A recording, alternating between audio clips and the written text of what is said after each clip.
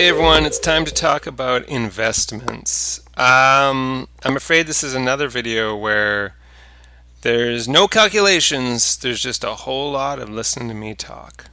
Sorry about that. So, what's an investment? You know this. Investment is when you commit your money in order to earn a financial return. You give your money to someone, you put it somewhere, and then in return you get, hopefully, some kind of financial return. You make a profit, you get income, you get interest, dividends, all sorts of different words for it. All right, here's some more terms we need to know. Risk. Just like it sounds, risk is the level of uncertainty regarding what you will earn or lose on your investment. So some investments are not risky. When you put money in your savings account, that's not very risky. The money's guaranteed. At least up to $60,000 in your savings account, I believe, is guaranteed. Anyway, you're not going to end up losing money. If you're playing stocks, that's a riskier business. However, the stocks might give you a better return. A return is also called yield, or profit, or growth. It's how much money you make, basically, when you make an investment. So you want your return to be high, and you'd love to be for your risk to be low. But you know how it is. This is a theme in this finance section. There's always a trade-off. If you want higher return, you might have to play with more risk. The higher the potential return, the higher the risk. If you're not into risking your money, which is pretty smart at your age not to be risking your money, then you might want to do something that is low risk, but then you're not going to get as much return. Once you get older and you have a little bit of emergency cash, so to speak, you'll be able to take bigger risks and hopefully get some bigger returns. Liquidity. Liquidity refers to the ability of an investment to be converted immediately into cash, and preferably without financial penalty. So again, looking at your savings account, that's very liquid, so to speak. You can go and get that money out of your savings account very, very quickly. But something like a house, for example, good investment, a house, but it doesn't have a high liquidity. It takes a while to sell a house usually. Okay, diversification. This has to do with the fact that you want to have a diverse portfolio, they say. What that means is you want to have a mix of investments, so you don't want to put all your money into one company. That'd be very foolish, because if that one company, no matter how great it is, let's say you just think, Apple is the best company ever, so you put all your money into Apple. I mean, that might be a really wise investment. But what if something came out, horrible incident happened at Apple, and everyone stopped buying their products? Suddenly you'd lose all your money. So you don't want to invest only in one company, use many companies. And you want to also use different asset classes. So asset classes are the sort of things we're going to look at down here. You want to use stocks and bonds and mutual funds and all sorts of different things. This helps to reduce risk. By having a diverse portfolio, it reduces risk. If you only buy stocks in one company, you're very, very risky. If you buy stocks and bonds and mutual funds and real estate, and you do this in a whole bunch of different companies, then you have much less risk. Okay, capital gain. A capital gain is money earned in an equity investment. So we're going to talk about equity investments in just a second here. And when you earn money in those type of investments, it's called a capital gain. You can also, unfortunately, have capital losses if you lose money in an equity investment. So we're going to look at two big types of investments. One's called an equity investment and one's called a debt investment. So an equity investment is an investment that involves part ownership in a company. You get equity in the company. So probably the most well-known of these types is stocks, also called shares or equities. So we've all seen, movies and pictures and read books and stuff about the stock exchange. Well, this is where stocks are bought and sold on the stock exchange. And a stock is just a unit of ownership in a company.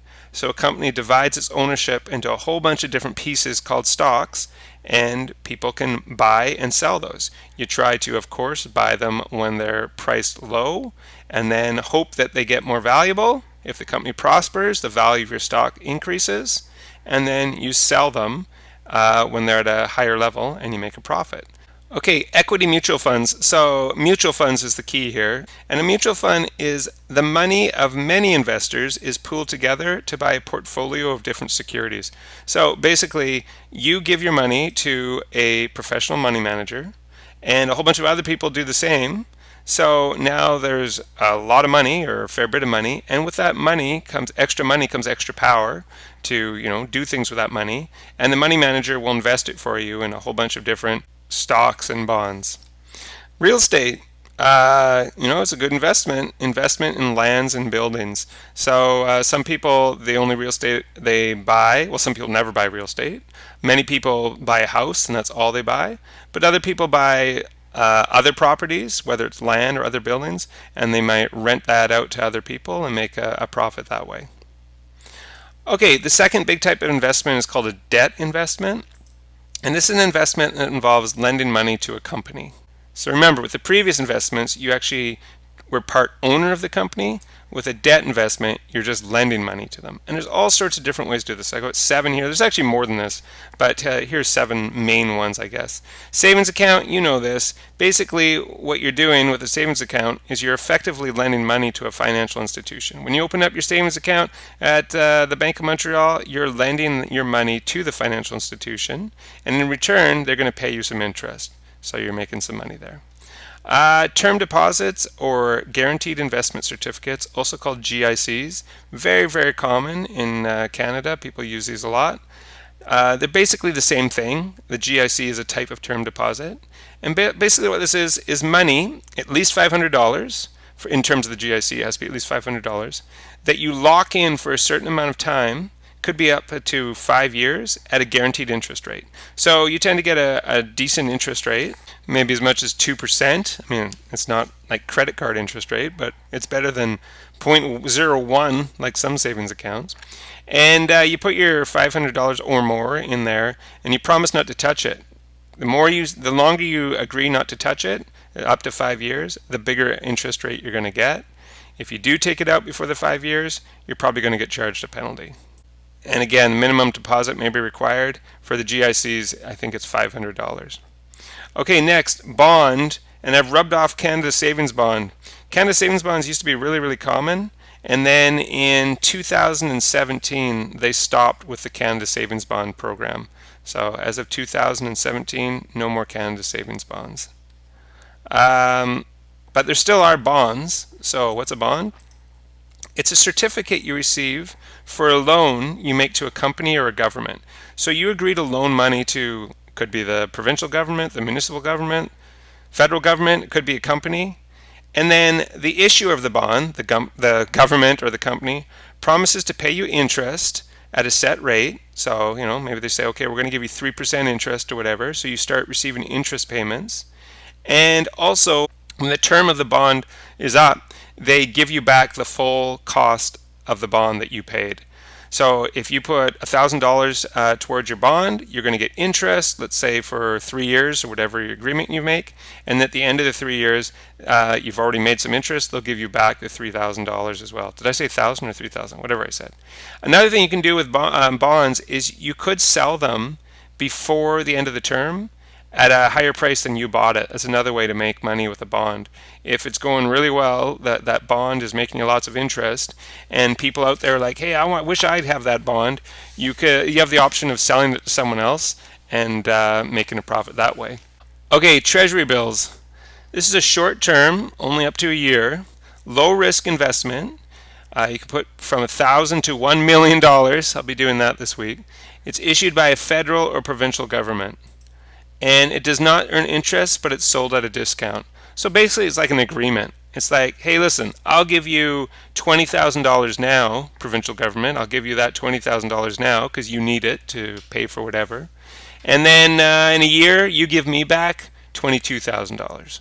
So, yeah, okay. I mean, you're not making up. You're not actually in discussion with the government. They come out with these treasury bills, and you decide whether it's attractive to you or not. But that's the idea.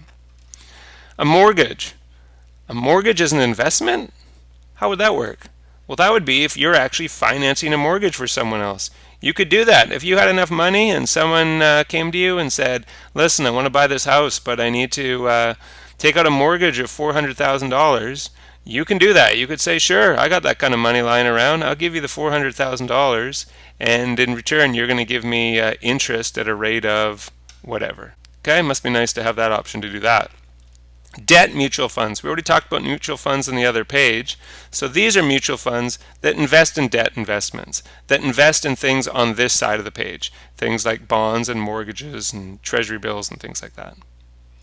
Insurance. Some types of life insurance have a built-in investment component. So you know what life insurance is, right? It's money you pay every month, and then if, heaven forbid, you were to pass away, money would be paid out to your offspring, your spouse, or whatever. And sometimes, to make them more attractive, these life insurance policies also have an investment component involved in them.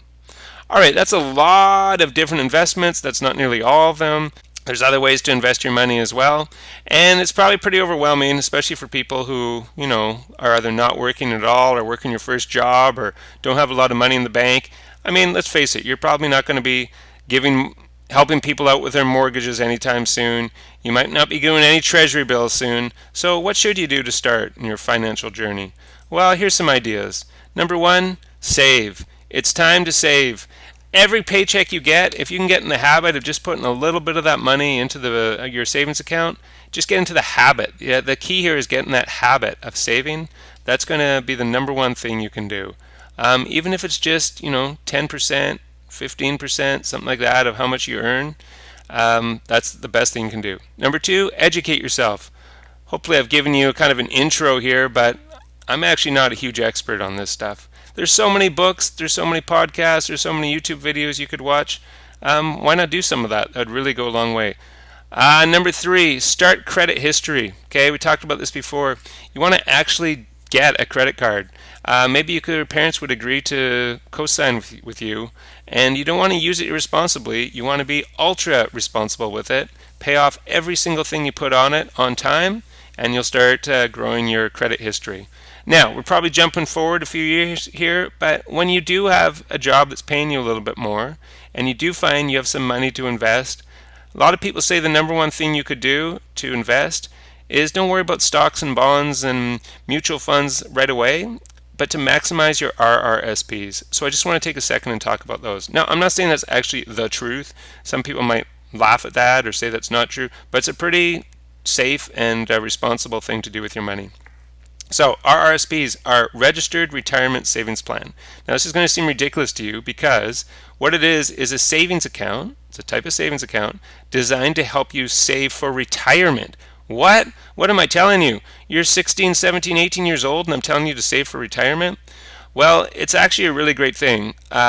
Here's why. Because with an RRSP, you can contribute up to 18% of your previous year's earnings, and the contributions you make can be deducted from your annual taxable income. It actually saves you tax.